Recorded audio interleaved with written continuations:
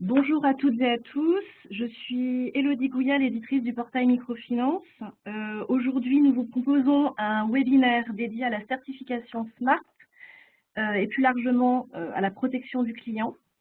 Cette conférence en ligne a été organisée en partenariat avec la SMART Campaign et vise à informer tous les praticiens de la finance inclusive aux pratiques de protection du consommateur.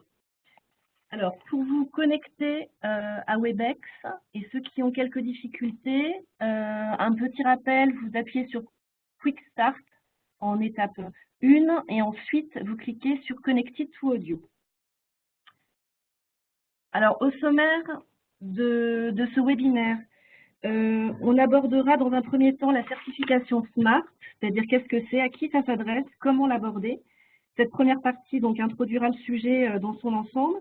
Ensuite, on aura un retour de l'IMF marocaine Alamana sur la gestion de leur performance sociale et plus précisément leur processus de certification. Et enfin, l'agence de notation Microrate reviendra sur les défis et enjeux de la GPS dans la zone Afrique et quels conseils elle donne aux institutions financières qui souhaitent se lancer dans la certification SMART.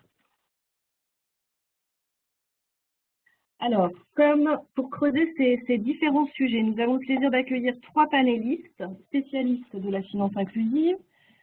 Nous avons Youssef Benchekoun, le directeur de l'institution financière marocaine Alamana, Camille Aubert, analyste pour l'agence de rating Microrate et spécialiste des zones Afrique subsaharienne et MENA, et Boubacar Diallo, conseiller principal Smart Campaign pour la région Afrique. Donc, sans plus attendre, je laisse la parole à Boubacar Diallo, qui va nous en dire un peu plus sur la Smart Campaign. Boubacar, vous avez la parole. Merci beaucoup, Élodie. Bonjour tout le monde. C'est un plaisir de vous avoir ce matin pour parler de la certification SMART. Ma présentation va se focaliser basiquement sur la SMART et puis le programme de certification dans sa globalité. Comme vous le savez certainement, la SMART c'est un mouvement global, un effort à l'échelle globale qui vise à favoriser l'émergence d'un environnement dans lequel les services financiers sont livrés de façon responsable et sécurisée. C'est une initiative internationale, comme je l'ai dit, qui est dotée de son propre comité directeur international, composé des différentes parties prenantes du secteur financier, des régulateurs, des investisseurs, des fournisseurs de services financiers et même des organisations de consommateurs. La Smart Campaign collabore avec les autres initiatives de finances responsables, mais nous ne sommes pas les mêmes choses, mais on se complète sur ces segments du secteur financier.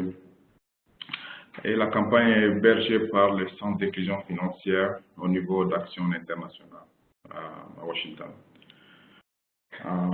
C'est un jeune label, nous avons un jeune label de certification en matière de protection des clients. Je crois que c'est l'un des premiers labels de certification dans ce domaine, dans le secteur financier. Pour faire l'histoire un peu de la SMART, c'est vraiment une jeune campagne qui a commencé au début des années 2008-2009. La campagne fait suite aux différentes crises que le secteur financier a connues, spécialement le secteur de la microfinance, qui est l'origine de la campagne. Mais tout ce que la campagne dit s'applique à tous les secteurs financiers dans sa globalité.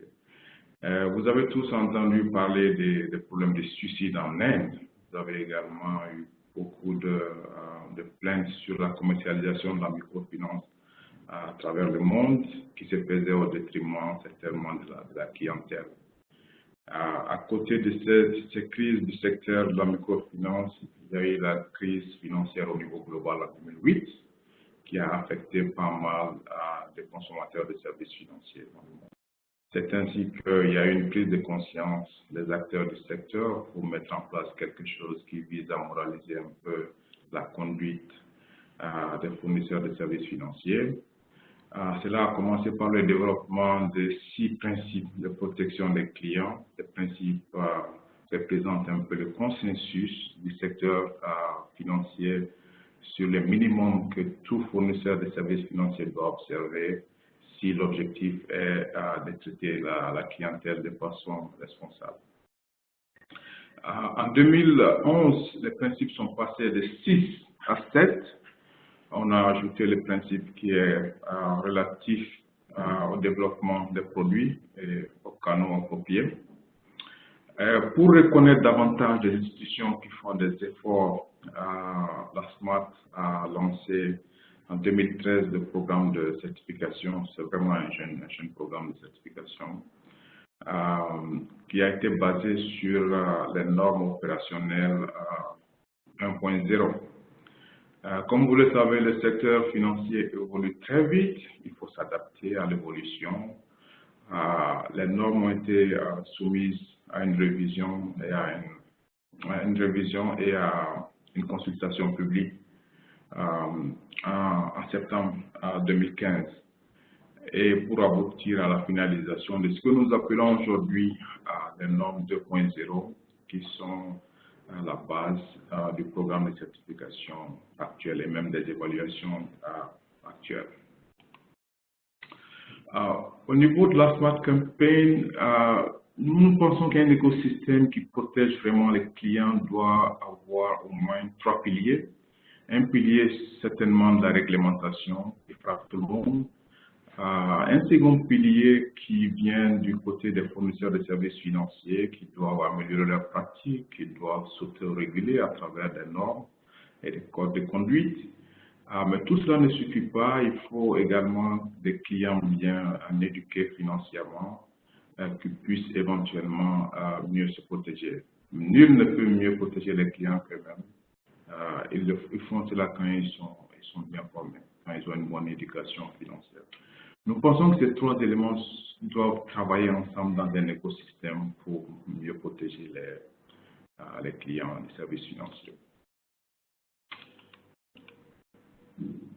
Les principes de protection des clients, les 7 que j'ai mentionnés tout à l'heure sont là. Je suis sûr que vous les connaissez, mais si vous avez des questions là-dessus, vous pourrez me les poser, des détails sur chacun des principes. Je serais heureux de vous donner un peu plus d'informations là-dessus. Mais voilà les 7 principes qui constituent l'ADN de tout ce que nous faisons au niveau de la Smart Campaign.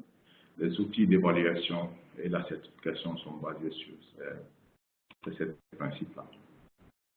Et pour revenir au programme de certification lui-même, comme je le disais au départ, son objectif est de reconnaître, d'amener les institutions qui font des choses, qui font des progrès, de montrer à la face du monde leur performance en matière de protection des clients à travers un programme qui est basé sur des normes universellement reconnues et qui est mis en œuvre par des agences de rating qui sont également très reconnues sur le marché.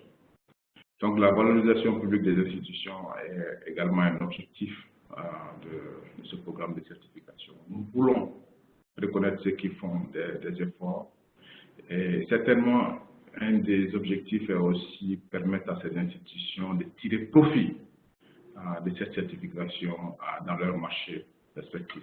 Je vais revenir sur ce dernier point après. Le programme lui-même de certification, il est basé sur 25 normes qui sont définies sous les 7 principes que je viens de mentionner tout à l'heure. Et pour être certifié, une institution financière doit respecter l'ensemble des 25 normes pour passer à la certification. Donc, sous les 25 normes, il y a un nombre important d'indicateurs. Donc, il y a 86 indicateurs, 86 critères de conformité également à regarder. On peut revenir sur ces détails un peu plus tard. À la date d'aujourd'hui, une centaine d'institutions à travers le monde sont certifiées sur les normes de protection des clients. Ces institutions, dans leur ensemble, servent à peu près 42 millions de clients. Si vous regardez bien cette carte, vous allez voir qu'il y a beaucoup du côté asiatique. Il y a un nombre important en Inde, au Cambodge, etc.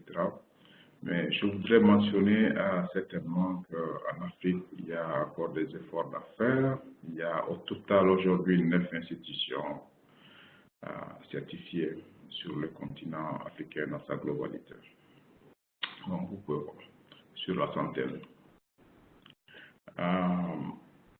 En termes de certificateurs, c'est-à-dire qui mène les missions de certification et qui donne les certificats finalement, il y a MCRIL en Inde, Microfinance Rating en Italie et au Kenya et MicroRate aux États-Unis. Ça, c'est des certificateurs historiques. Ces trois institutions ont eu à faire beaucoup de missions de certification à travers le monde. C'est le lancement du programme. Et nous venons d'accréditer 3 autres institutions qui vont être des certificateurs. Il y a IBS en Afrique du Sud, COE du Pérou et Inclusion qui est basé en Espagne et au Bénin. En termes de coûts, en moyenne, une mission de certification unique va coûter entre 8 000 et 18 000 $, dépendamment de beaucoup de paramètres, de la distance et d'autres paramètres. Et si la mission est combinée avec une mission de rating social, le coût marginal va être de entre 4 000 et 12 000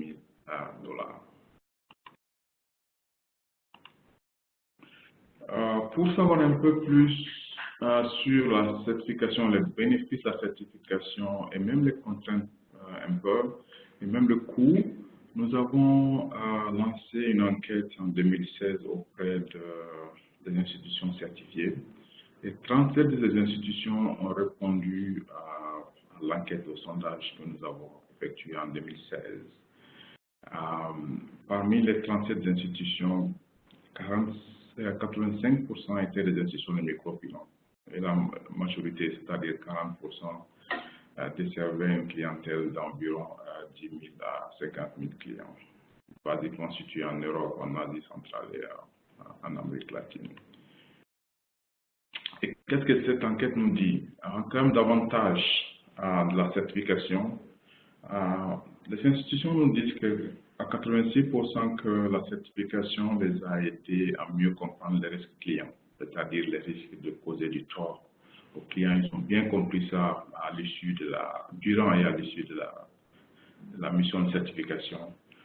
96% des institutions nous ont dit que ça les a permis de privilégier la protection des clients. Comme vous le savez, les institutions financières sont des institutions financières.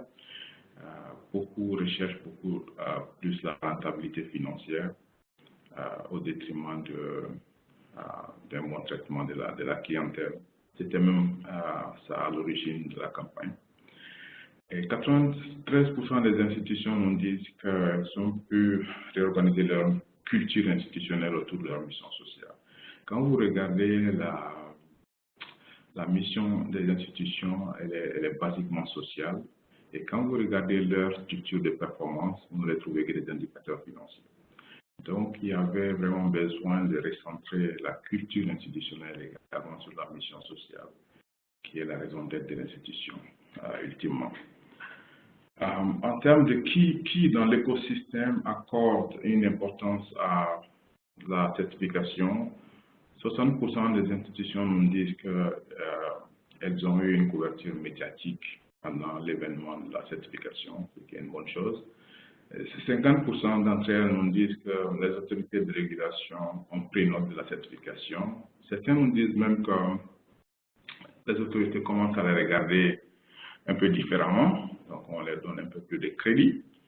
Et 60% des institutions nous disent que même les clients ont pris note de la certification de leur institution, c'est-à-dire ils ont une certaine fierté à appartenir à une institution qui est reconnue mondialement pour être une institution qui protège ses clients. En termes de coûts, 80% des institutions enquêtées nous disent que le coût est approprié, mais 2/3 des institutions enquêtées ont quand même bénéficié d'un appui d'un organisme techniques extérieures pour faire la certification. 82% d'entre elles nous disent qu'elles ont pu compenser l'argent qu'elles ont dépensé, les efforts. Ce n'est même pas l'argent seulement, c'est beaucoup de temps qu'on met dans la certification, mais qu'elles ont pu compenser ça avec les retours qu'ils ont eu de la certification. Voilà un peu quelques partenaires qui nous aident à animer la Smart Campaign dès le début. Avant de finir, je voulais brièvement parler de la facilité de microfinance responsable, qui est une initiative importante au niveau de la finance responsable. Donc, elle est financée par l'Agence française de développement, pilotée conjointement par la SPTF et la Smart Campaign.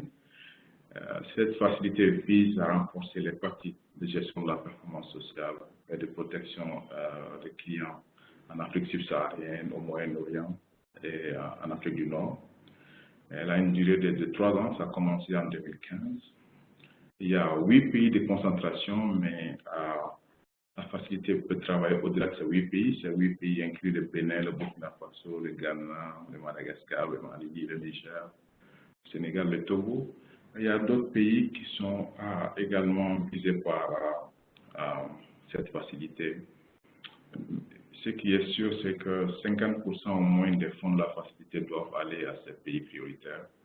Les 50% peuvent être utilisés dans d'autres pays. Voilà un peu ce que je voulais vous dire sur notre bilan. Si vous avez des questions, vous pouvez répondre et d'y répondre. Et pour l'instant, je passe la parole à M. Youssef Benchikou de Alamana Microfinance pour sa présentation. Merci beaucoup.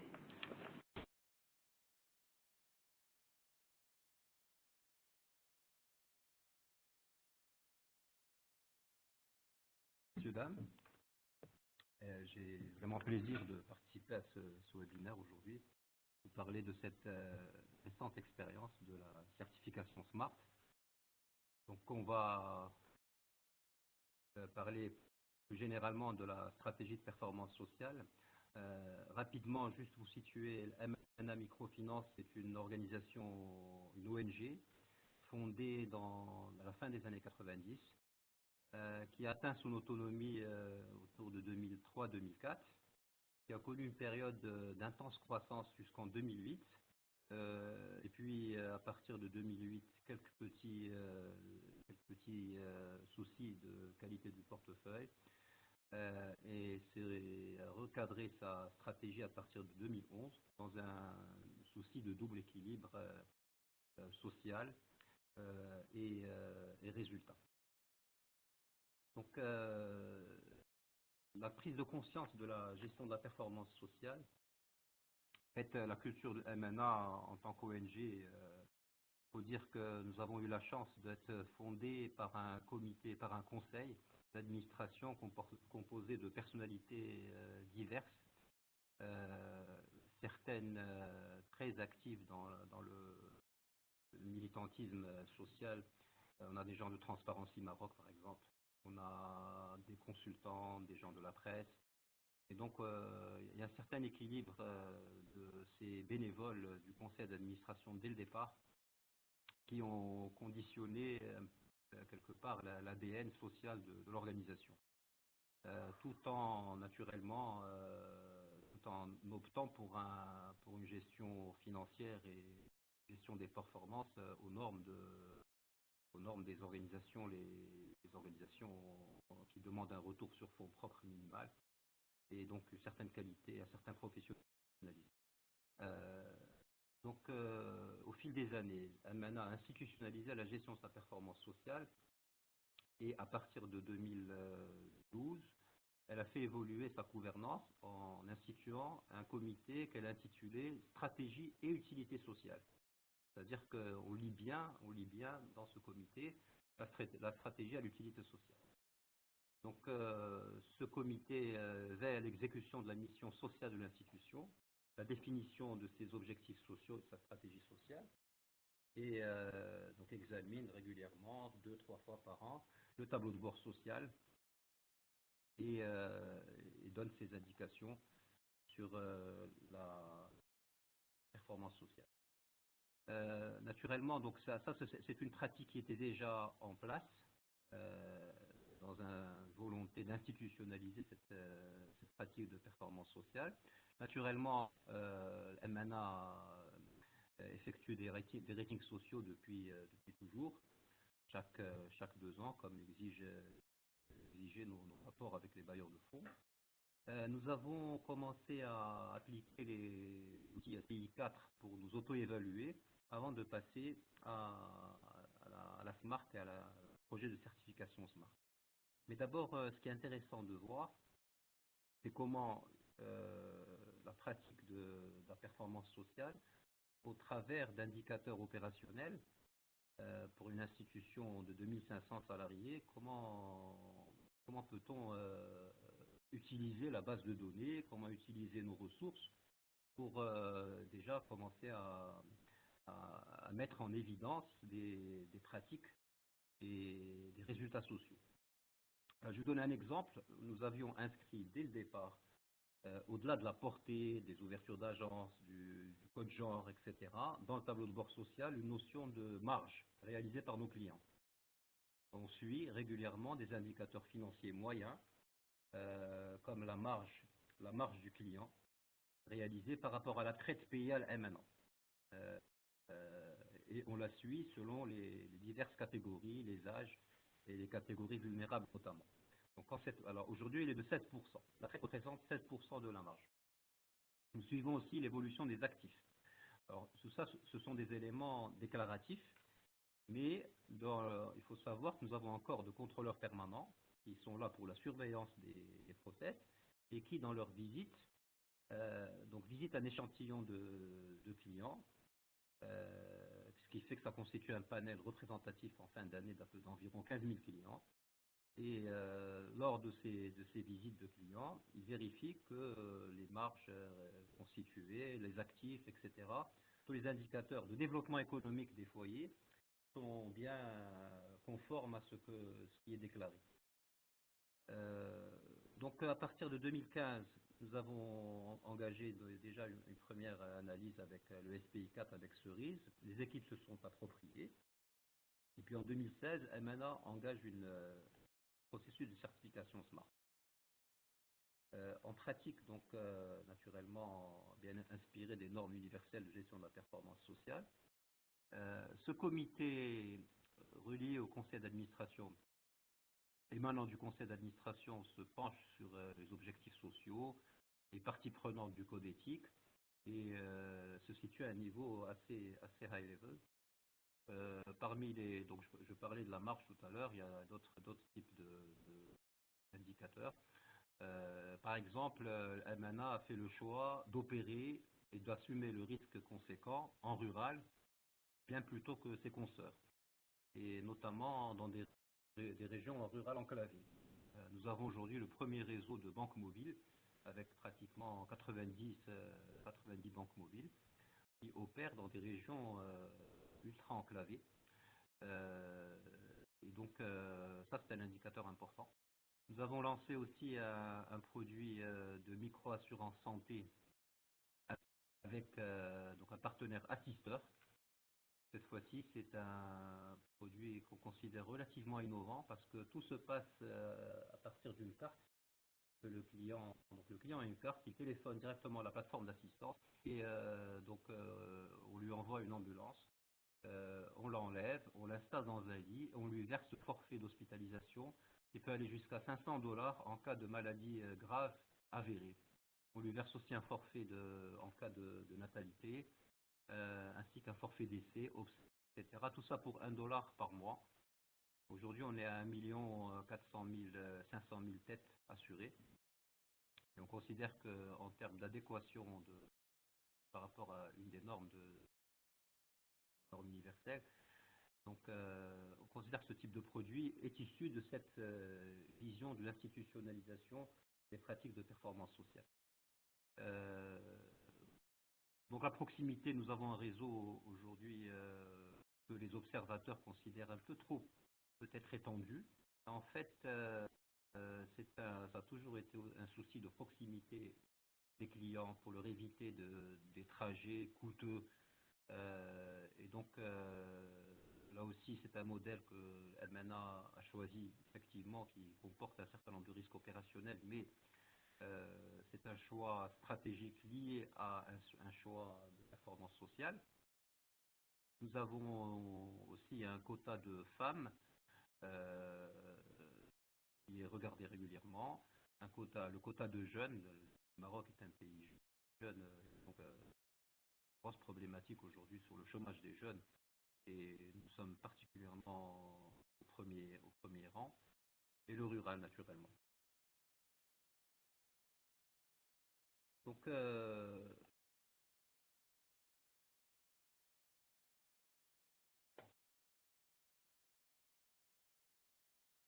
peux pas revenir en arrière. Si, voilà.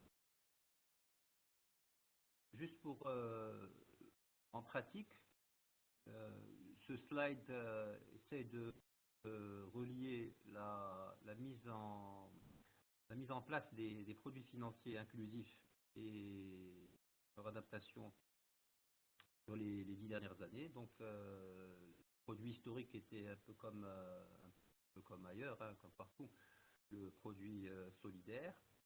Assez tôt, assez vite, donc on a introduit le PIE et le prêt au logement. Donc ce souci de coller aux besoins des clients est quand même venu assez tôt, dès les toutes premières années, parce que 97 c'est le premier prêt. Hein. Le véritable incubation, on va dire, c'est 99, voire 2000.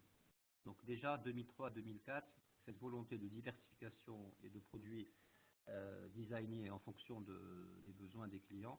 Et là, aujourd'hui, MNA a un avantage compétitif sur le produit au logement parce qu'elle est la seule à en faire autant. Alors, à partir de juste un moment, on a connu les printemps arabes en 2011 et c'est là que nous avons décidé d'accélérer la diversification. Nous avons introduit les transferts d'argent. Donc, nous sommes partenaires d'un grand opérateur marocain qui s'appelle Ofakash, et nous affichons leur enseigne et c'est une marque qui est reconnue par les Marocains et donc ils trouvent auprès de nos agences de service. Ça, c'est un service qui marche très bien et surtout dans les zones les plus enclavées. Nous avons introduit le produit d'assurance.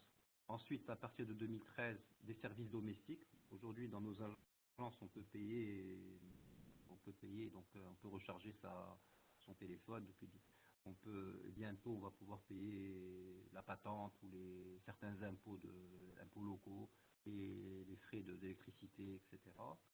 Nous avons aussi introduit, alors, il faut savoir que nous sommes ONG et la loi ne nous permet pas de collecter les dépôts. Par contre, nous sommes intermédiaires en opération bancaire. Donc, nous avons conclu un partenariat toujours avec le groupe Tijari, qui est le premier groupe bancaire national, pour distribuer leurs produits de dépôt, les comptes low income. Et inversement, eux distribuent et recommandent nos produits de microcrédit à leur réseau d'agences. Dans l'autre sens, ça marche un peu moins bien. Nous avons aussi renforcé les services non financiers. Nous avions une entité chargée des services non financiers, mais qui n'était pas assez active. Nous avons décidé de consacrer un département et des moyens aux services non financiers en accompagnement de cette institutionnalisation de la performance sociale. Donc aujourd'hui, nous avons des objectifs par agence, par succursale, de formation des clients, d'appui à la commercialisation et de compétition sur des micro-entrepreneurs. Nous avons, alors en fait, nous avons un mapping de partenariat stratégique. Nous avons des régions, ne sont pas forcément les mêmes partenaires, et nous leur offrons notre base de clients. Enfin, nous partageons notre base de clients pour des activités d'appui à la commercialisation, de valorisation. Et à ce titre-là, c'est un véritable laboratoire qui a donné de bons résultats dans pas mal d'expériences. Donc, quand on pose la question aux clients pour leur demander quand on leur demande qu'est-ce qu'ils souhaitent comme accompagnement au-delà du prix, ils sont assez pragmatiques.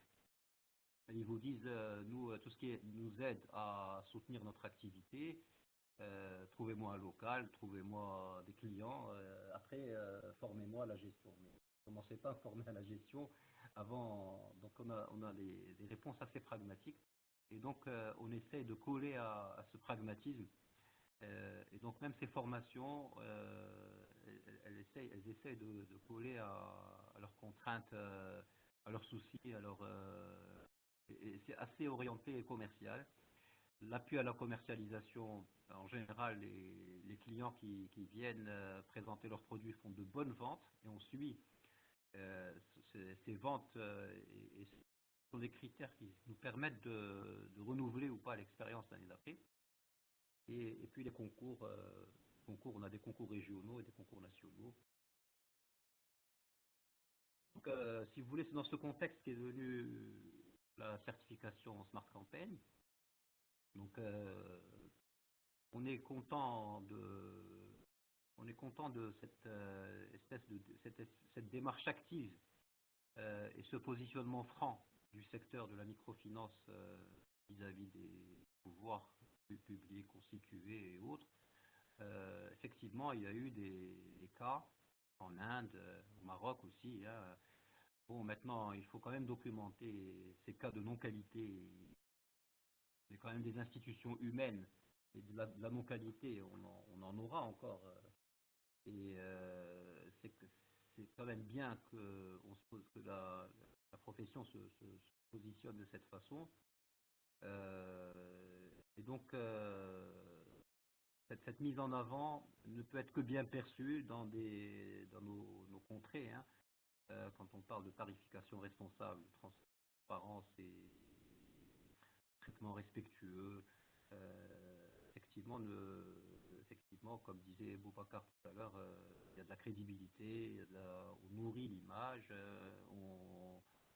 effectivement, ce sont des portes qui s'ouvrent, puisque le discours est un discours fair et il ne peut que remporter l'adhésion. Donc, nous avons procédé d'abord en autonome avec un déroulé du système de l'outil SPI 4, avant la pré-certification en juillet 2016. Nous avons donc le SPI 4 a mis en évidence les écarts. Nous avons donc essayé de combler bien avant la mission de certification. Et de septembre à janvier, donc cette mission a permis en janvier 2017 d'obtenir le certificat avec l'agence de notation microfinancière. Donc c'est comme classique, hein, un comité de pilotage composé de différents responsables d'entités a été mis en place pour le suivi du plan d'action. Tout à l'heure on parlait de 25 critères, 86 indicateurs. Effectivement, c'est des réunions régulières pour suivre l'implémentation du chantier avec un engagement central de la direction générale. Et ça, c'est le genre de projet qui ne peuvent pas être complètement délégués. C'est très important au plus haut niveau, il y a un engagement très fort pour que la certification diffuse, pour que les concepts de la certification viennent impacter le comportement des agents au quotidien. Et c'est et si on veut vraiment installer une culture donc, qui était déjà là, mais une culture plus évidente de la protection des clients. Alors, le plan d'action, d'abord, il y a eu des sujets sur la réclamation. En général, dans le microcrédit, c'est pas un processus si bien détaillé que ça, parce qu'une fois le crédit débloqué, les choses soit en général se passent bien. Le client est en général satisfait. Quand il y a restructuration, donc quand il y a des outils en place sur échelonnement des prix, ça aussi ça se passe bien. Sinon après, il y a le recouvrement et Il y a aussi des sujets importants. Donc ce dispositif de réclamation, c'est en général pas très naturel dans les organisations de microfinance. Et là, il va falloir veiller à ce que le processus soit bien installé. Il y a aussi la révision des contrats pour la confidentialité des données. Alors selon les pays, la réglementation est plus ou moins mature. Et de plus en plus, il y a des réglementations de type CNIL aujourd'hui sur la confidentialité des données, sur la sécurité des systèmes d'information. Le code éthique, alors il ne s'agit pas d'écrire un code, mais il s'agit de sensibiliser l'ensemble des intervenants avec un plan de communication, et il s'agit de vérifier que le personnel adhère vraiment. Il y a aussi un grand sujet important sur les tarifs compétitifs et non discriminatoires. Alors là aussi, selon le niveau de populisme dans le pays et le niveau de la place et l'image de la microfinance et du microcrédit dans le pays, on peut plus ou moins, on peut aller le plus loin possible. Alors nous avons essayé de plaider cette notion de coût d'inclusion dans le tarif, parce qu'il y a une espèce de vision bancaire qui malheureusement joue un mauvais tour au microcrédit. On ne peut pas parler de TEG, ça n'a pas tellement de sens. Il faut peut-être parler du coût d'inclusion, puisque notre mission est d'inclure des populations exclues. Nous ne sommes pas des gestionnaires de garantie, nous sommes des gestionnaires nous sommes des intervenants sociaux. Et donc, il y a un coût de l'inclusion qu'on peut définir. Et à partir de là, nous pouvons parler de TEG. Et ce coût d'inclusion est censé se substituer aux garanties classiques. Nous, on met en place des hommes, des process, de la proximité, en contrepartie à la place de garantie, pour des montants très faibles. Et c'est ce concept-là alors la réglementation est en train de changer au Maroc. Nous attendons à une loi de la microfinance qui va nous autoriser à nous transformer. Et nous sommes en train de plaider dans ce sens. S'il y a la tarification, il faut séparer ce qui est coût d'inclusion de ce qui est tarification bancaire classique. Ça, c'est un concept qu'on cherche à creuser. Il y avait aussi une notion d'arabisation des contrats. Il y a des process auxquels on ne pense pas, comme la remise de l'échéancier aux clients. Nous avons aujourd'hui des portails Internet assez évolués, là aussi, qui supposent des règles de gestion. Il y a cette notion de centrale des risques, de score. Là aussi, il faut regarder de près si les capacités de remboursement sont bien définies, qu'est-ce qui est introduit dans la centrale des risques, etc. Donc voilà le type de certificat qu'on est assez fier de communiquer. Pardon.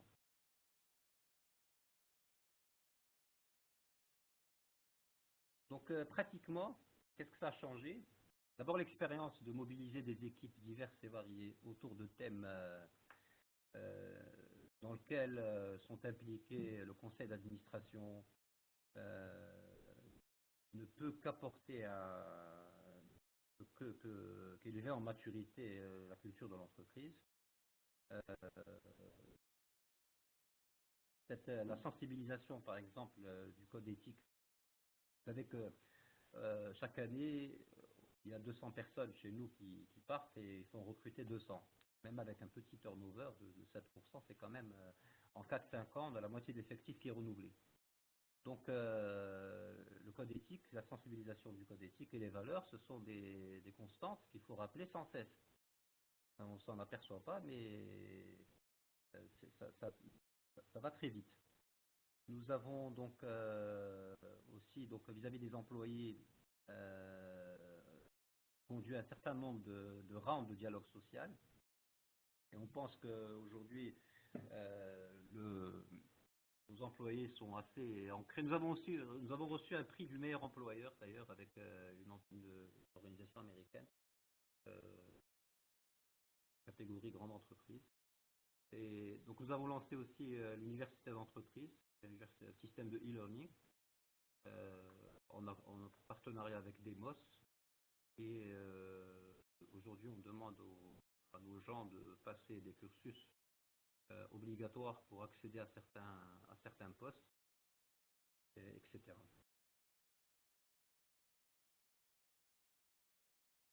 Donc, le lien direct entre la performance sociale et la performance financière, à mon avis, ça dépasse la microfinance. Aujourd'hui, c'est bien au-delà. Aujourd'hui, on le voit dans les grandes entreprises, même des principaux indices, la responsabilité sociale dans les rapports d'activité, on les voit figurer en principal. Et alors, qu'en est-il dans la microfinance qui a une avance? Maintenant, quel lien direct? Nous, quand on suit par exemple la rentabilité de nos clients par rapport à ce qu'ils nous payent comme marge, comme traite, ben c'est par exemple un process de gestion du risque quelque part. Le souci étant le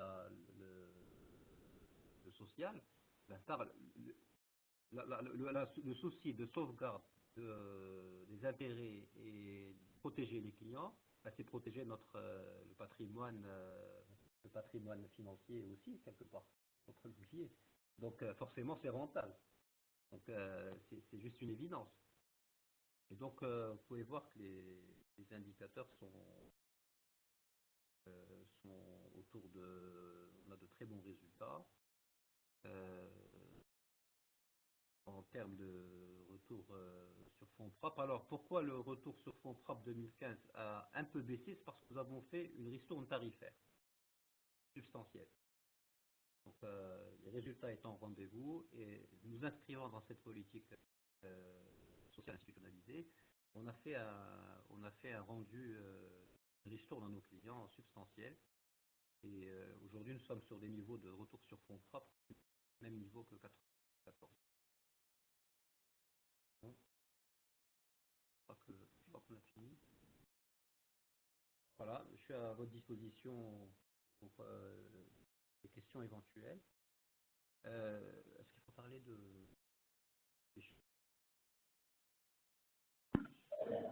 Donc, je laisse la parole maintenant à Camille Aubert, qui est analyste sur la région Afrique.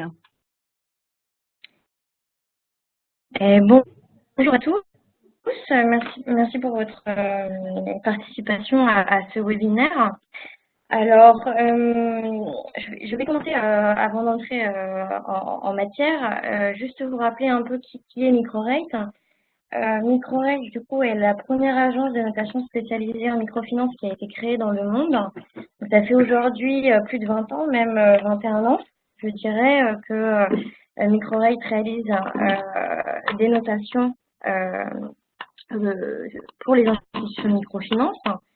On est présent partout dans le monde et alors les services qu'on propose de manière générale aux institutions, on a une partie, on va dire, notation qui va concerner les notations institutionnelles, les notations sociales. On a même aussi des audits de portefeuille. Et puis, on propose également des services de certification pour la Smart Campaign, avec laquelle on travaille pour les pré-certifications et le processus de certification en lui-même. Alors, dans le cadre du sujet abordé aujourd'hui, c'est intéressant de savoir que les notations institutionnelles et sociales prennent en compte les principes de protection des clients qui sont soulignés par la Smart Campaign au sein même de ces deux notations. Alors, très rapidement, pour vous dire un peu les sujets que je vais aborder par rapport aux principes de protection des clients. Dans un premier temps, je vais plutôt discuter de l'évolution, on va dire, que Microrate a perçue sur la zone en termes de gestion de la performance sociale, protection des clients.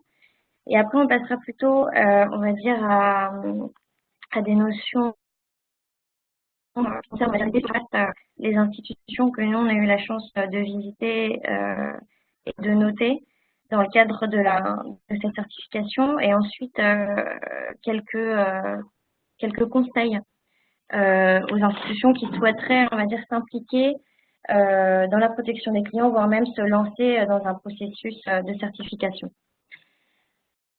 Alors, en ce qui concerne l'évolution aperçue sur la zone en termes de gestion de la performance sociale et protection des clients,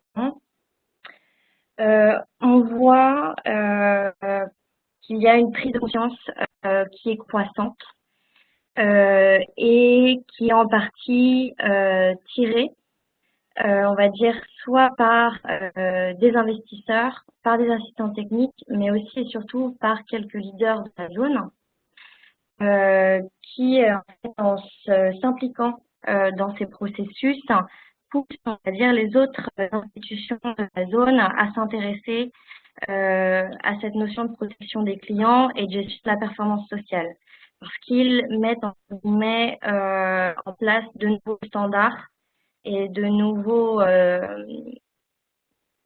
comment dire, de nouvelles normes minimum à suivre. En revanche, il est vrai que sur l'ensemble de la région, on a encore une formalisation de la gestion de la performance sociale et de l'application en pratique des principes de protection des clients, qui connaît encore des difficultés, notamment en termes de formalisation. C'est-à-dire que malgré le fait que les institutions s'intéressent de plus en plus au sujet, les institutions restent alors réticentes ou alors ne savent pas nécessairement comment appliquer, on va dire, la théorie en pratique. Et en termes de certification également, ou même de gestion de la performance sociale, on a un frein qu'on entend souvent de la part des institutions, et notamment celles qui n'ont pas encore atteint l'autosuffisance opérationnelle, qui sont encore d'une taille assez modeste. C'est le frein, on va dire, du coût que ces institutions perçoivent dans la mise en place de gestion effective de la performance sociale ou de l'application des principes de protection des clients. Donc ça, je vais y revenir plutôt quand je parlerai des conseils, parce que, entre guillemets, tout n'est pas coûteux. On y reviendra tout à l'heure. Ensuite, quel défi, on va dire,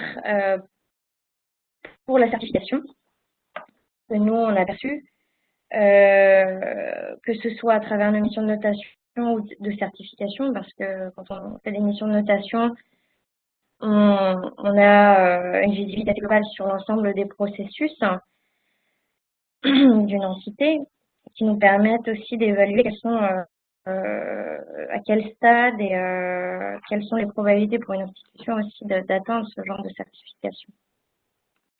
Alors, au niveau des défis, je reprendrai du coup le point dont je parlais tout à l'heure, qui est celui de la formalisation, qui est un défi qui pour Micro-Right est assez important sur la zone et notamment sur la zone UMOA. Alors pourquoi? Parce que il faut bien percevoir que la certification de protection des clients, elle prend en compte à la fois la politique écrite et la mise en pratique uniforme des normes de protection des clients. Et il est vrai que sur la zone, on a beaucoup d'IMF qui sont encore sujettes à des défis de formalisation des procédures de manière générale, soit parce qu'elles ne sont pas inscrites dans la politique, peut-être faites, réalisées sur le terrain, ou alors de manière très peu uniforme. Donc ça, c'est un premier défi qu'on perçoit dans le cadre de la certification sur la zone. Ensuite, un second défi qui est peut-être celui de la gouvernance. Alors pourquoi la gouvernance? Je vais vous partager un peu l'expérience de MicroRate par rapport aux institutions qu'on a eu la chance de certifier ou qui ont un niveau de performance sociale très élevé. On a un point commun parmi toutes ces institutions, c'est la force de leur gouvernance. C'est-à-dire qu'on a une implication extrêmement importante de la part du conseil d'administration et de la haute direction, de manière générale, à travers toute la mise en place de la gestion des performances sociales et des principes de protection des clients. Et sur la zone, et notamment, je vais revenir aussi un peu à la zone UMOA, justement, par rapport à cette notion de gouvernance,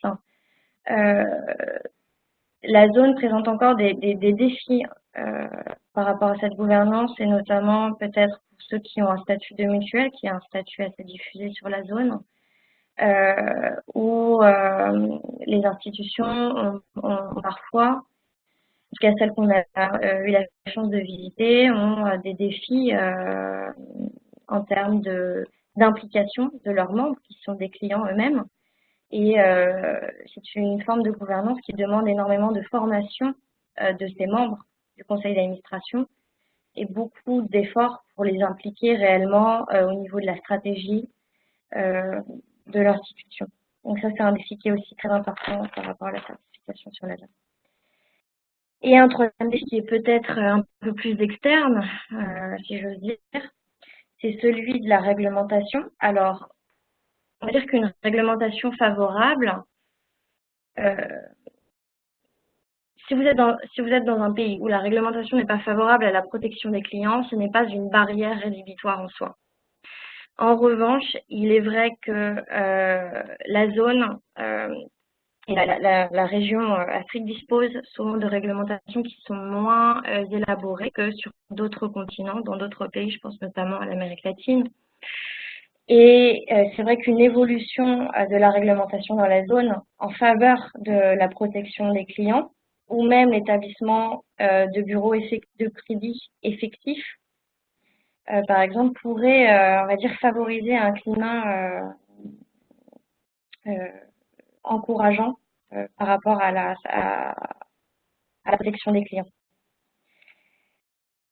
Et puis, ensuite, pour passer, on va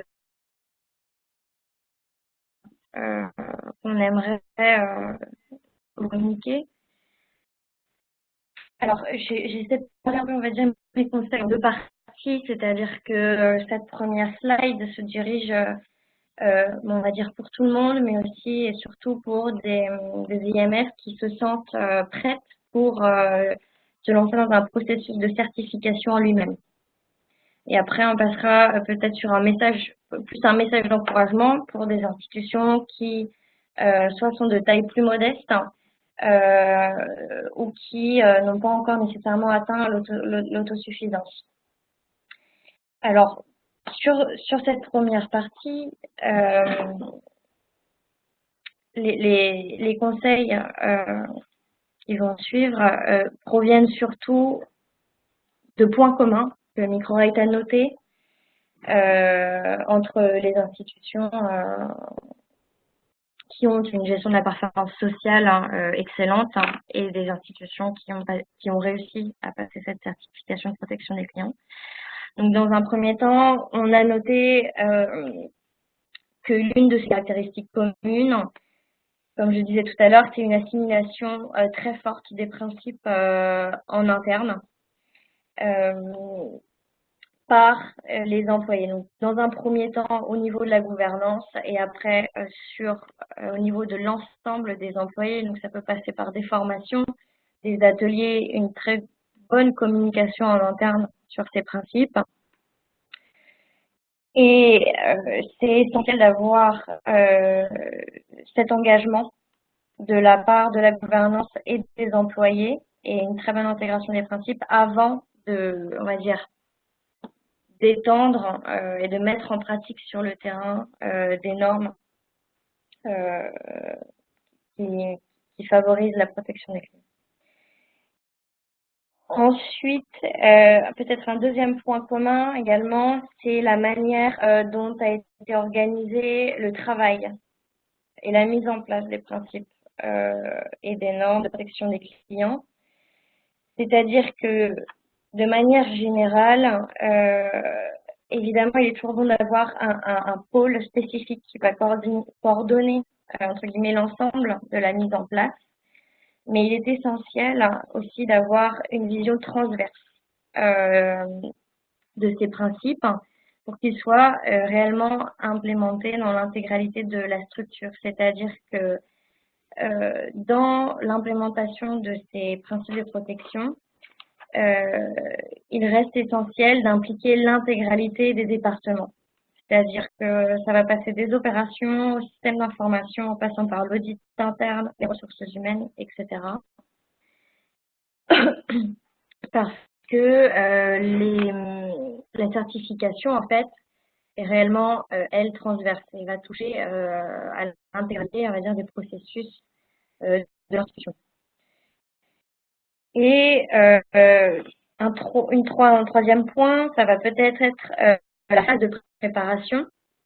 C'est-à-dire que, de manière générale, les personnes, les institutions qui ont réussi à être certifiées sont des institutions qui se sont préparées quand même sur plusieurs années, voire même ont passé plusieurs fois la certification avant de l'obtenir. Et c'est pour ça qu'on vous encourage énormément à vous lancer dans une phase de préparation en interne au préalable. Et ça va passer, cette préparation, elle peut passer par des auto-évaluations ou des pré-certifications. Dans un premier temps, l'auto-évaluation reste clé. Ça peut passer par les outils de la Smart Campaign ou par le SPI4 comme disait Youssef.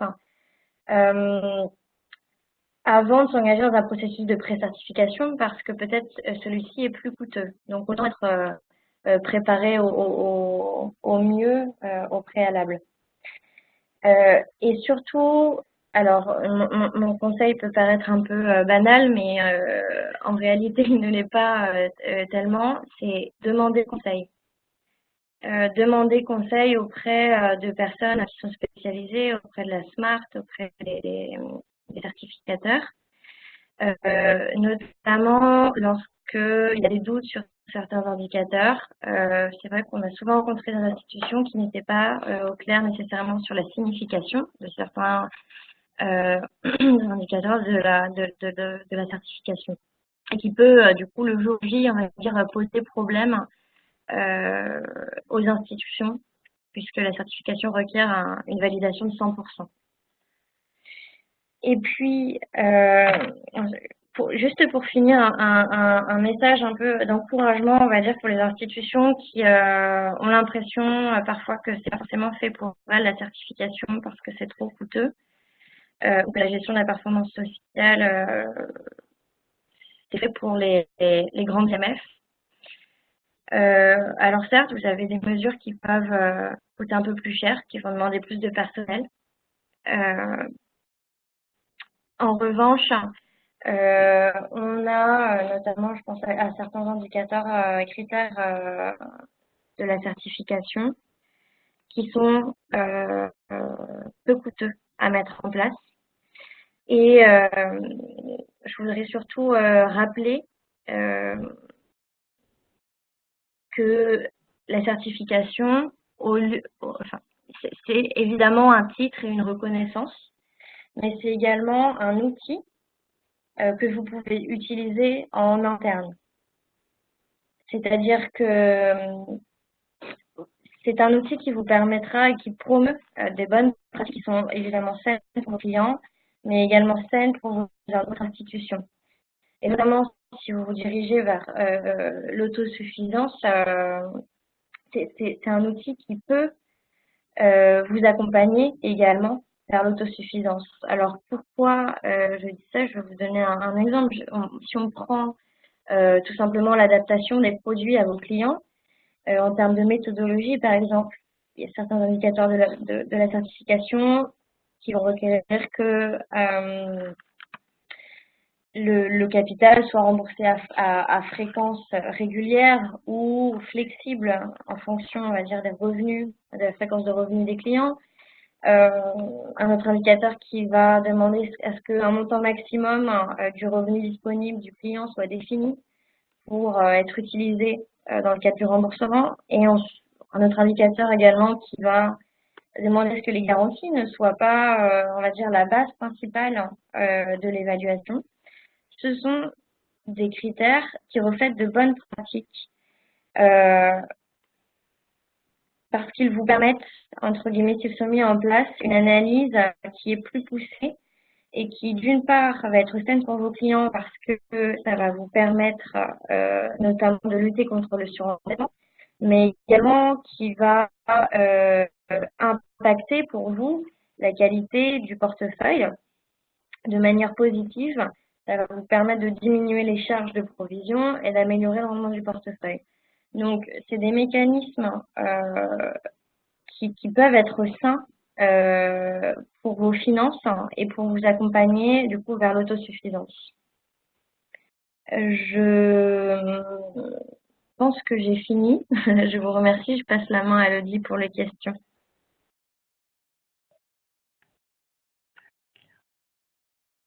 Merci Camille pour votre présentation. Alors, maintenant je propose aux participants de nous poser les questions qu'ils souhaitent aux panélistes. Pour ça, vous avez une petite barre en haut où il y a marqué chat et vous pouvez cliquer dessus, vous adressez votre question en mentionnant à quel panéliste elle s'adresse. Alors, je vois déjà que nous avons quelques questions. Nous en avons deux déjà pour Monsieur Benchekroun. Alors, plusieurs messages qui disent que effectivement l'expérience d'Alamana est assez exemplaire. Et donc, une première question qui demande quels ont été les défis de l'institution financière Alamana en termes de certification. Et la deuxième, pouvez-vous nous dire le taux d'accroissement de rentabilité de votre institution consécutive à la certification? Alors, je vous passe la parole. Hop, voilà. Le défi, c'est...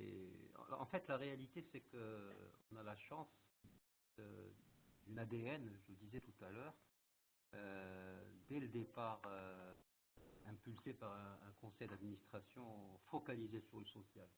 Je disais qu'on avait au sein du conseil d'administration des personnalités issues de l'activisme social. Et ça, c'est une ADN qui a été, depuis le départ, a été propice pour l'implémentation. Donc notre challenge, c'était plus de formaliser, documenter, mettre de l'ordre par rapport à une vision qui était déjà là. Donc nous n'avons pas eu à conduire le changement, si vous voulez, il ne fallait pas renverser les paradigmes. La vision était là, maintenant il fallait documenter, bien documenter. Et puis, je disais aussi, la moitié des personnes changent au bout de 5 ans. Et il faut assurer que l'engagement et cet ADN est effectivement transmis.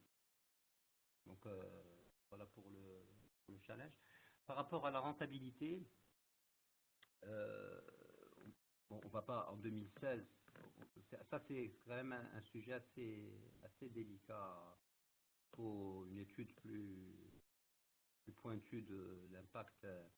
Mais ce que je peux vous dire, c'est que la conscientisation dans la prévention, dans le recouvrement, ne peut avoir qu'un effet bénéfique sur le portefeuille. La façon de gérer les clients, la façon de prévenir l'endettement, la façon de...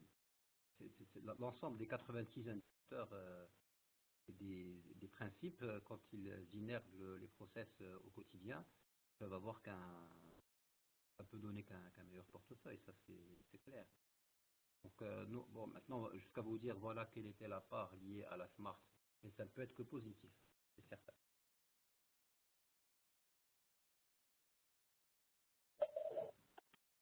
Alors, une autre question, je continue avec les questions par rapport à Alamana. Comment est organisée la mise en œuvre de la politique Smart Campaign dans toutes vos agences et comment les informations remontent-elles à la direction générale? D'abord, il y a un aspect quantitatif. Et cet aspect quantitatif, il y a un corps de contrôleur permanent. C'est-à-dire que quand on mesure le tableau de bord social, quand on arrive à le consolider au niveau national, c'est qu'on est capable de le faire au niveau agence. Déjà au niveau agence, on a un certain nombre d'indicateurs sur la marge, sur les actifs gérés des clients. Donc le tableau de bord social part du client, donc de l'agence, du point de vente et est consolidé. Après, c'est une notion, c'est une question de communication. Nous avons des organisations, une hiérarchie, et la hiérarchie a été partie prenante dans l'implémentation et l'extension du certificat. Maintenant, c'est quand même un challenge de maintenir cette tension positive sur les prochaines années. Et donc, alors je l'évoquais tout à l'heure, nous sommes fait certifier qualité ISO aussi. Et dans ISO, il y a un certain nombre de mécanismes élastiques qui permettent de vérifier que les process sont toujours en place. Donc, on sera aussi aidé par ISO pour maintenir cette tension positive. Très bien, merci. Alors, 2 questions pour Microrate et pour Camille. La première, quand est-ce qu'une IMF est prête pour la certification client? Et la seconde, Microrate propose-t-elle des formations? Si oui, sur quel thème? Alors. Merci pour les questions. Alors, première question relative à quand est-ce qu'une IMF est-elle prête pour la certification? Alors, j'ai envie de dire, quand vous, en interne, déjà, premièrement, vous considérez que vous remplissez l'intégralité des normes. C'est-à-dire que la Smart Campaign propose des outils d'auto-évaluation. Nous, quand on a des IMF qui nous contactent et qui sont intéressés par la certification, on leur transmet toujours dans un premier temps les outils d'auto-évaluation de la Smart Campaign pour qu'en interne, avant de passer cette certification, puissent avoir, on va dire, être autocritiqués et pouvoir avancer et mettre en place tout ce qui est nécessaire au préalable. Alors, cette auto-évaluation, déjà si en interne, vous voyez qu'il y a 1 ou 2 critères qui ne vont peut-être pas passer, à ce moment-là, mieux vaut attendre, mettre en place les éléments nécessaires pour passer ces deux critères, et ensuite s'engager dans un processus soit de pré-certification, soit de certification en lui-même.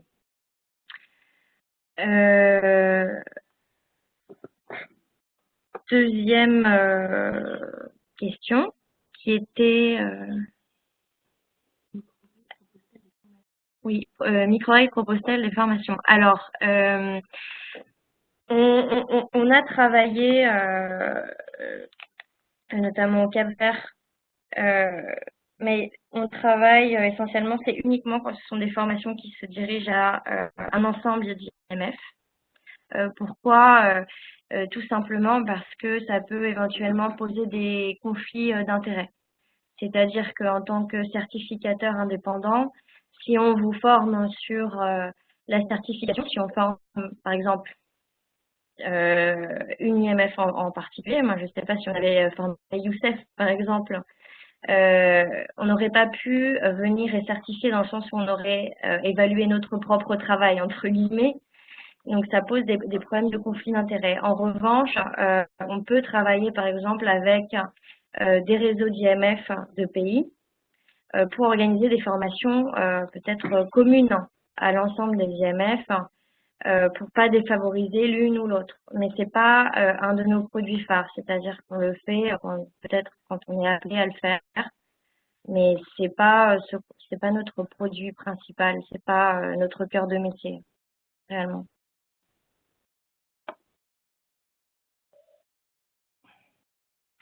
Alors, quelques questions qui s'adresseraient à la fois à Boubacar, qui travaille pour la Smart Campaign, et à Camille, qui sont relatives plus à la région UMOA. Pourquoi le nombre des IMS certifiés est assez faible en zone UMOA? Est-ce que c'est une question de sensibilisation, de coût? On s'aperçoit qu'en Afrique, il n'y a que 7 institutions certifiées. Et qu'est-ce qui justifie donc ce manque d'engouement? Et que fait la Smart Campaign pour encourager la certification sur le continent africain? Donc, je vais laisser dans un premier temps Boubacar répondre à la question. Oui. Non, merci Camille. C'est une bonne question que nous avons souvent. Je pense qu'il y a une série de facteurs qui expliquent cette situation dans la zone UEMOA où il y a 0 institution certifiée jusqu'à la date d'aujourd'hui. Il y a différentes raisons. L'une des raisons évoquées souvent par les institutions qu'on approche, c'est le coût. Ils disent que le coût est élevé, que c'est trop cher d'y aller. Mais nos analyses nous montrent également qu'une raison essentielle de cette situation est le manque d'engagement au niveau le plus élevé de l'institution. Parce que la certification, quand même, c'est un projet, comme Camille disait, ça se prépare, ça se planifie comme les autres choses. Dans cette zone, on n'a pas le sentiment que cette certification est planifiée au niveau des institutions et qu'elle est vraiment, comment dire, qu'elle est appropriée par la haute hiérarchie des institutions. Manque d'engagement au niveau hiérarchique. Deuxièmement, le coût peut être un facteur, mais mes analyses et mes discussions avec les gens me montrent que c'est un facteur secondaire. Plutôt parce que moi-même, je suis membre du steering committee de la facilité des microfinances responsables. On ne reçoit pas beaucoup de demandes. Il y a de l'argent pour supporter la certification, mais on ne reçoit pas beaucoup de demandes pour améliorer les pratiques de cette zone-là. Donc, c'est plutôt un alibi selon moi qu'autre chose. L'engagement est là où il y a le problème. La preuve, c'est que dans ces pays de l'UEMOA, dans beaucoup de ces pays, Sénégal, dans Bénin, même Mali, on a donné des formations, on a formé des évaluateurs, on a fait assez de sensibilisation, mais on n'a pas eu de retour des institutions pour s'engager dans cette voie beaucoup plus. Dans un pays comme le Nigeria où on n'a rien fait du tout, la SMART n'a rien fait là-bas, comme activité de sensibilisation à rien, on a 2 institutions certifiées. Donc, je dirais plutôt qu'il y a un effort à faire au niveau de cette zone. Les gens sont beaucoup plus préoccupés par leur performance financière que par autre chose. Il faut également reconnaître que le programme de certification est un jeune programme. On est en train de travailler sur le business case pour montrer que la certification peut apporter pas mal de bénéfices, mais il y a encore du chemin à faire pour convaincre les institutions de cette partie du monde à s'engager. Et alors, pour compléter, Boubacar, est-ce que vous pouvez nous dire quelles sont les mesures prises pour une plus large diffusion et une adhésion plus grande aux produits Smart Campaign par les IMS? Est-ce que, voilà, il y a un travail qui est fait à ce niveau-là? Oui, je pense qu'il y a un travail qui est fait. On travaille à travers les associations des microfinances où les institutions sont déjà membres.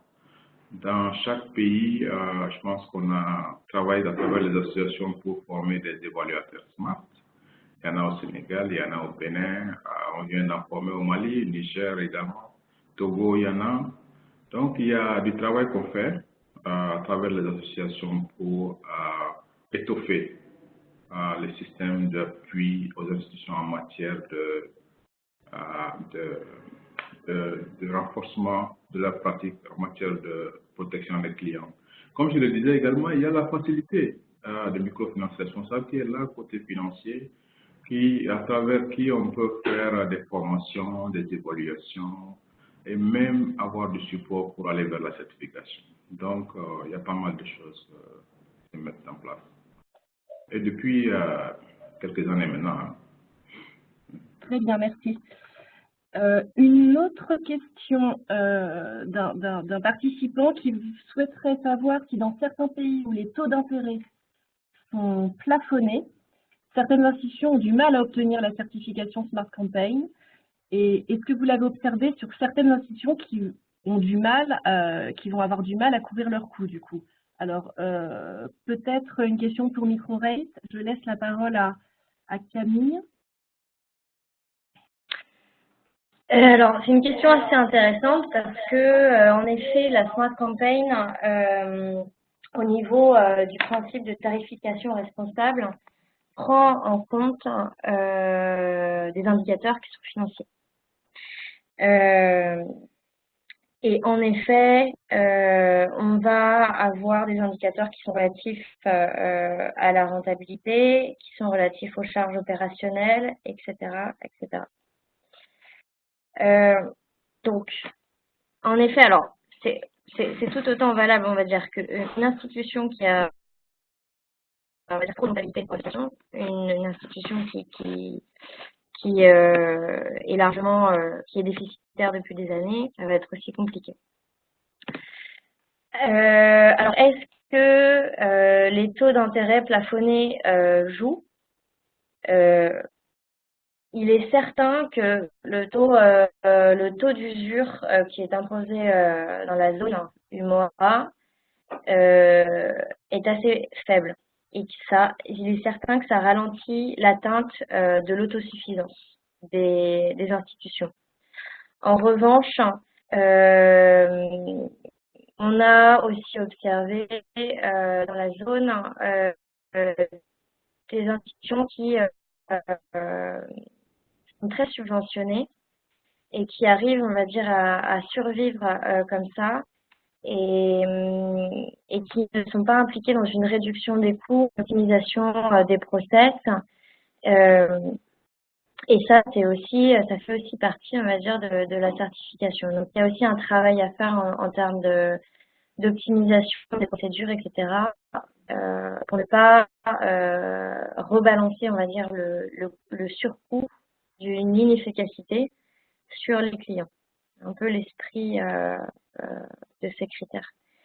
Mais oui, en effet, ça peut être un frein dans le sens où ça ralentit l'atteinte de l'autosuffisance dans la région.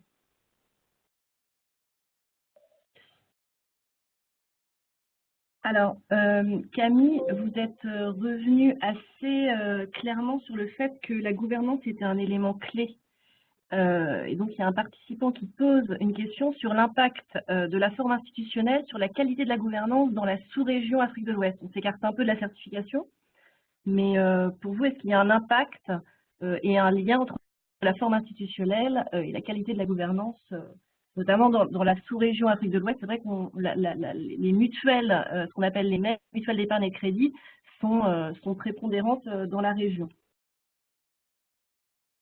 Oui, tout à fait. C'est aussi une question très intéressante et c'est ce dont je parlais tout à l'heure en faisant référence à la zone UMOA qui a une forme de gouvernance, qui connaît des problèmes de gouvernance.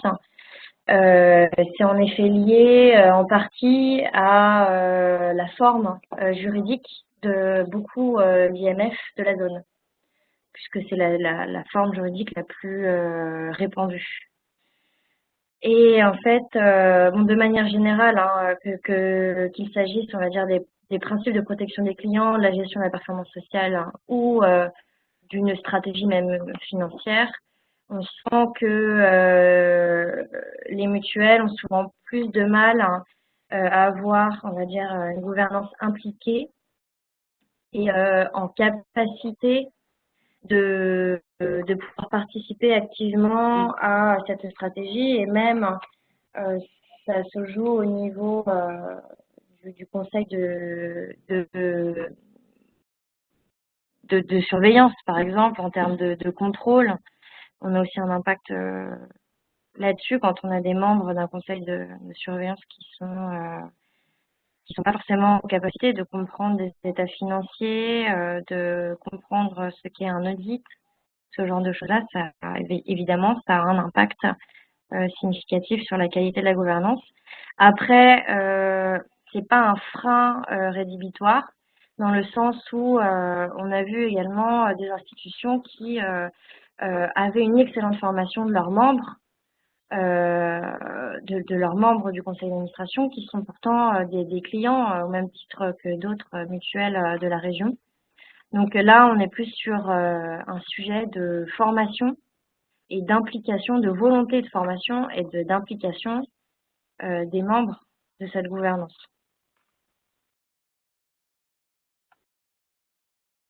Alors, deux questions pour Monsieur Benchekoun. Quelle différence y a-t-il avec les normes ISO? Et deuxième question, quels sont les canaux de communication vers la clientèle relativement au PPC? Alors, je vous laisse. PPC. PPC, oui. Protection des clients. Alors, par rapport à ISO, c'est une démarche partie d'abord de l'industrie, du monde industriel. Il y a c'est un vieux label hein, qui est bien plus englobant. ISO, une certification qui est renouvelée chaque période régulière. Et ISO, c'est tous les process hein, qui sont regardés avec des exigences très précises de documentation, c'est faire ce qu'on dit, écrire ce qu'on fait, faire ce qu'on dit et l'améliorer en permanence. Alors ça dépasse la protection c'est pas la protection des clients, c'est l'excellence perçue par les clients. Aller vers l'excellence perçue par les clients. Donc c'est un peu parallèle, il y a des similitudes. Nous on a fait ça pour continuer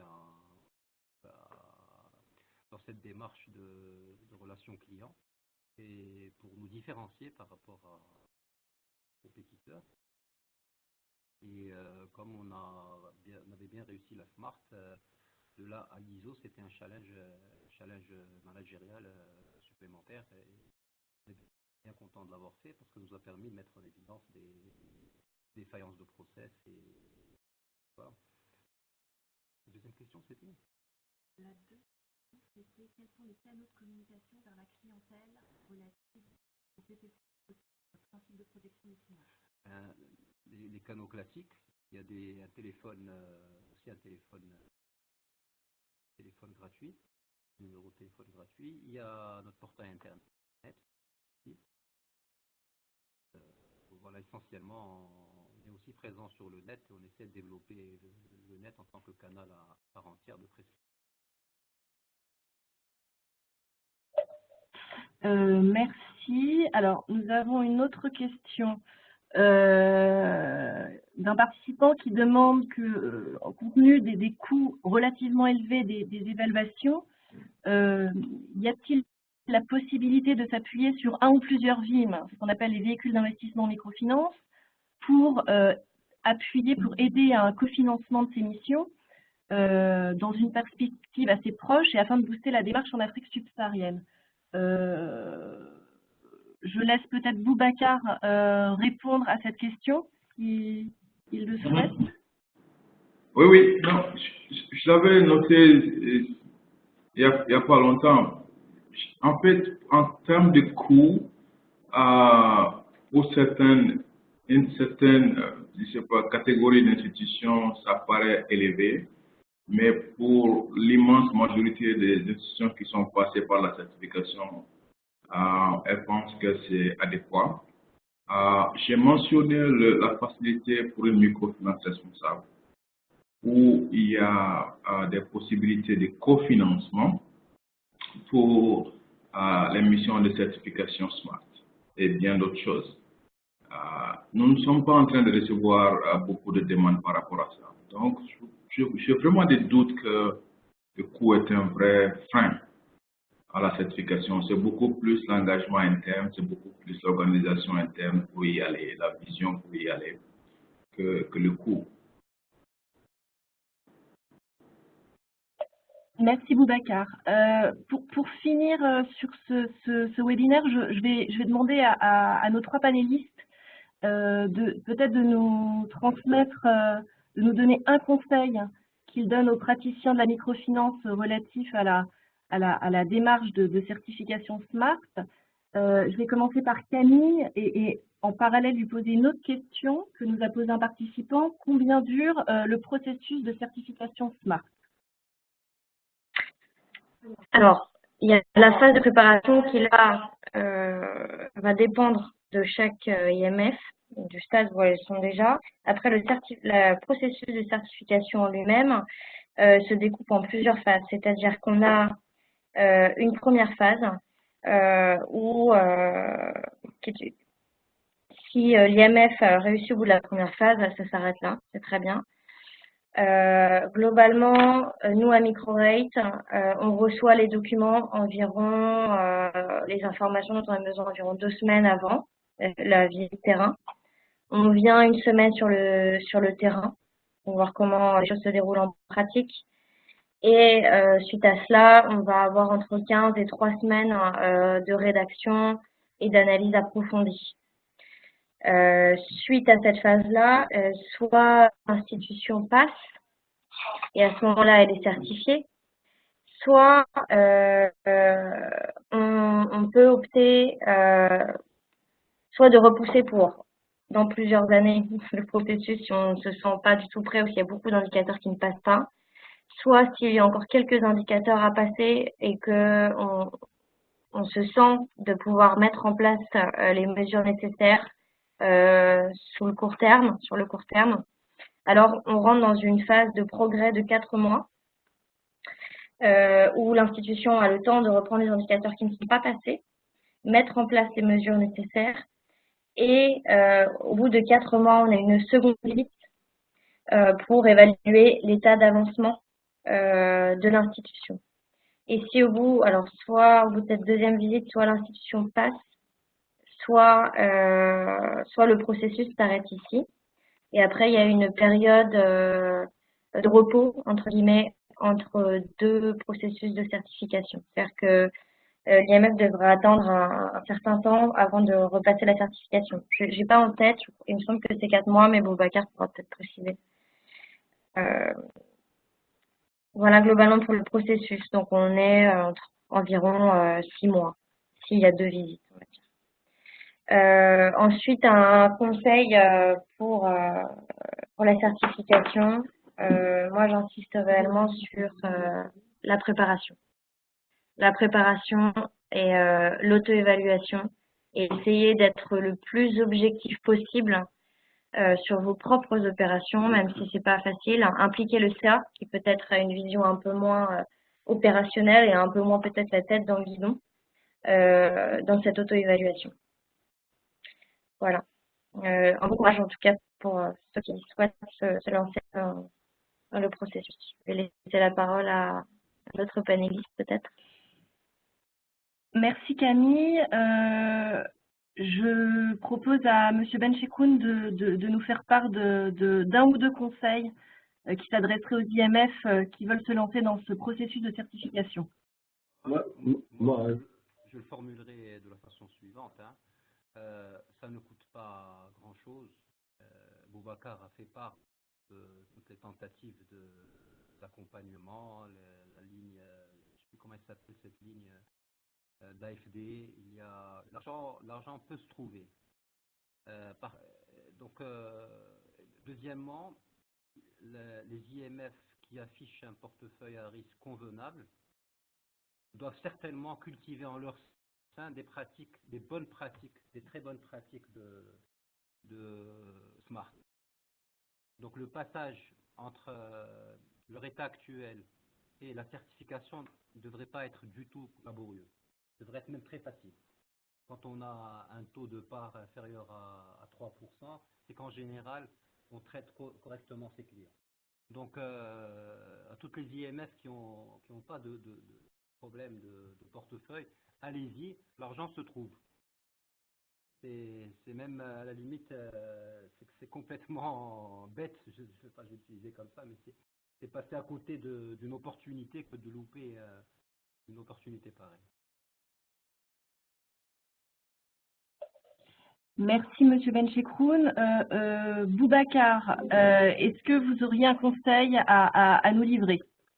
Oui, moi, je voudrais évoquer 2 points. Premier, c'est qu'il y a une fausse perception que on cherche à protéger les mauvais clients à travers cette campagne, ce qui n'est pas vrai du tout. On cherche plutôt à rétablir la crédibilité du secteur financier dans son ensemble et de celui du secteur de la microfinance en particulier. Tout le monde a vu les suicides, hein, même, ça c'est pas de la blague. Nous sommes tous clients des services financiers, après tout. Donc, on aimerait tous être bien traités d'une certaine façon. Je voudrais dire à tout le monde que le programme de certification présente des bénéfices réels. Nos enquêtes nous prouvent que ça fait du bien aux institutions. Une institution au Nigeria m'a dit je suis devenu une meilleure institution en passant à travers cet exercice-là. Et d'autres nous disent non, j'ai une meilleure crédibilité sur le marché, on me regarde différemment. Et d'autres nous disent, bon, moi j'ai commencé avec un bailleur de fonds, aujourd'hui j'en ai 8, il y a d'autres qui frappent à la porte. Donc il y a pas mal de choses à prendre dedans. Et mon conseil serait de regarder sur notre site web également, où vous avez la certification, c'est vraiment le bout du tunnel. Mais avant la certification, il y a pas mal d'outils que nous avons sur notre site web d'auto-évaluation que vous pouvez utiliser pour savoir où vous en êtes par rapport à vos pratiques de protection des clients. Et si vous avez un peu plus de moyens, vous pouvez aller vers des évaluations externes qui vous préparent certainement pour la certification. Merci. Merci Boubacar.